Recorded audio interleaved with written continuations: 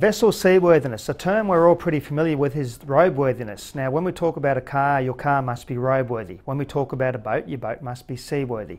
Seaworthy in itself is a pretty complicated term, but to keep it simple, it means your boat must be fit for the task. It must be able to do what you're trying to do with it. For example, your 4-metre tinny might be a beautiful boat for calm inshore waters, but it's not designed to go out through the seaway in 3-metre sea conditions, whereas your larger 50-foot sailing boat may be able to handle those sort of conditions. So when we think about seaworthiness, it's very important that we think about your boat is fit for the task.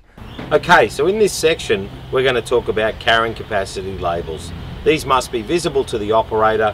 Let's start with the Australian Builder's plate. This lists this boat's maximum horsepower and the maximum passengers it can carry. It tells us about the buoyancy level, which is basic, which means it just has flotation under the floor.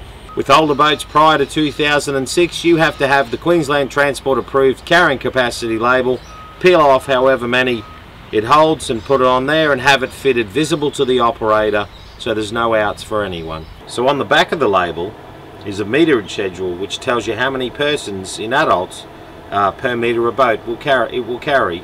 Now if you've got kids under 12 and boating in Queensland, they're classed as half an adult.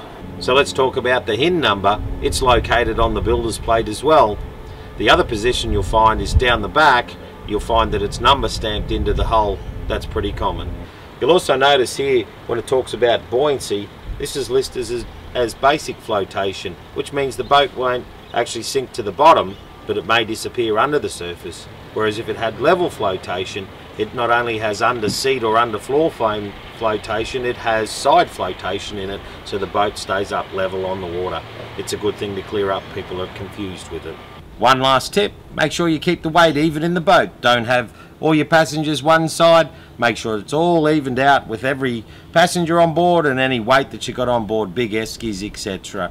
I always tell people to remain seated, 3 points of contact at all times, both feet, one arm hanging on, never have a problem. That's my tip for boating.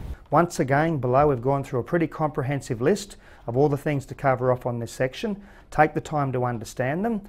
And there's also a pretty comprehensive section talking about capacity for vessels. The law clearly states vessels cannot be overloaded. Different sized boats can only carry a certain amount of people, factoring in weight distribution and things like that to also consider. So please have a look below, and it's covered off in good detail.